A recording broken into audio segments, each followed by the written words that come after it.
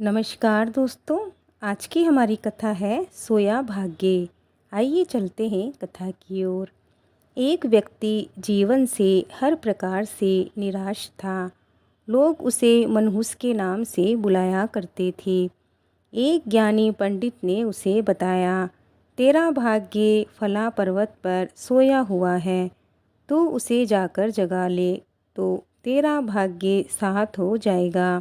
बस फिर क्या था, वो चल पड़ा अपना सोया भाग्य जगाने। रास्ते में जंगल पड़ा तो एक शेर उसे खाने को लपका। वो बोला, भाई मुझे मत खाओ, मैं अपना सोया भाग्य जगाने जा रहा हूँ। शेर ने कहा, तुम्हारा भाग्य जाग जाए तो मेरी एक समस्या है, उसका समाधान पूछते लाना। मेरी समस्या ये है कि मैं जितना भी खाऊं, मेरा पेट कभी नहीं भरता। हर समय पेट भूख की ज्वाला से जलता रहता है। व्यक्ति ने कहा, ठीक है। आगे जाने पर एक किसान के घर उसने रात बिताई। बातों ही बातों में किसान को पता चला, व्यक्ति अपना सोया भाग्य जगाने जा रहा है। किसान ने भी कहा, मेरा भी एक सवाल है, अपने भाग्य से पूछकर उसका समाधान लेते आना। मेरे खेत में मैं कितनी भी मेहनत कर लूँ, पैदावार अच्छी होती ही नहीं। मेरी शादी योग्य एक बेटी है, उसका विवाह इन परिस्थितियों में कैसे कर पाऊँगा। व्यक्ति ने कहा, ठीक है। और आगे जाने पर वो एक राजा के घर मेहमान बना। रात्रि भोज के उपरांत राजा ने ये जान लिया कि वो अपना सोया भाग्य जगाने जा रहा है। उससे राजा ने भी कहा, मेरी परेशानी का हल भी अपने भाग्य से पूछते आना। मेरी परेशानी यह है कि कितनी भी समझदारी से राज्य चलाऊं, मेरे राज्य में अराजकता का बोला बाला ही बना रहता है। मनहूस व्यक्ति ने उससे भी कहा, ठीक है। अब वो पर्वत के पास पहुंच चुका था। वहां पर उसने अपने सोए भाग्य को झिंझोड़ कर जगाया।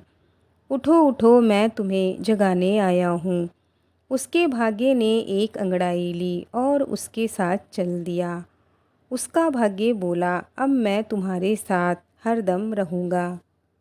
अब वो मनहूस नहीं रहा, बल्कि भाग्यशाली व्यक्ति बन चुका था और अपने भाग्य की बदौलत वो सारे सवालों के जवाब जानता था। वापसी यात्रा में वो उसी राजा का मेहमान बना और राजा की परेशानी का हल बताते हुए बोला, चूँकि तुम एक स्त्री हो और पुरुष भेष में रहकर राजकाज संभालती हो, इसीलिए राज्य में अराजकता का बोला बाला है। तुम किसी योग्य पुरुष के साथ विवाह कर लो, दोनों मिलकर राज्य भार संभालो तो तुम्हारे राज्य में शांति स्थापित हो जाएगी। रानी बोली, तुम ही मुझसे विवाह कर लो और यहीं रह जाओ। भाग्यशाली बन चुका व्यक्ति इनकार करते हुए बोला, नहीं नहीं, मेरा तो भाग्य जाग चुका है, तुम किसी और से विवाह कर लो। तब रानी ने अपने मंत्री से विवाह किया और सुखपूर्वक राज्य चलाने लगी। कुछ ही दिनों में राजकीय मेहमान बनने के बाद उसने वहां से विदा ली। आगे वो किसान के घर पहुंचा और उसके सवाल के जवाब में बताया, तुम्हारे खेत में 7 कलश हीरे जवाहरात के गड़े हैं। उस खजाने को निकाल लेने पर तुम्हारी ज़मीन उपजाऊ हो जाएगी और उस धन से तुम अपनी बेटी का विवाह भी धूमधाम से कर सकोगे। किसान ने विनयपूर्वक उससे कहा, मैं तुम्हारा शुक्रगुजार हूँ, तुम ही मेरी बेटी के साथ विवाह कर लो। पर भाग्यशाली बन चुका वह व्यक्ति बोला, नहीं नहीं, मेरा तो भाग्य उदय हो चुका है, तुम कहीं और अपनी सुंदर कन्या का विवाह करो। किसान ने उचित वर देखकर अपनी कन्या का विवाह किया और सुखपूर्वक रहने लगा। कुछ दिन किसान की मेहमान नवाजी भोगने के बाद वो जंगल में पहुंचा और शेर से उसकी समस्या का समाधान स्वरूप उससे कहा, यदि तुम किसी बड़े मूर्ख को खा लोगे तो तुम्हारी सुधा शांत हो जाएगी। शेर ने उसकी बड़ी आवभगत की और यात्रा का पूरा हाल जाना। सारी बात पता चलने के बाद शेर ने कहा, भाग्य उदय होने के बाद इतने अच्छे और दो बड़े अवसर तुमने गंवा दिए। ए मूर्ख इंसान, तुमसे बड़ा मूर्ख इस दुनिया में कौन होगा। तुझे खाकर ही मेरी भूख शांत होगी।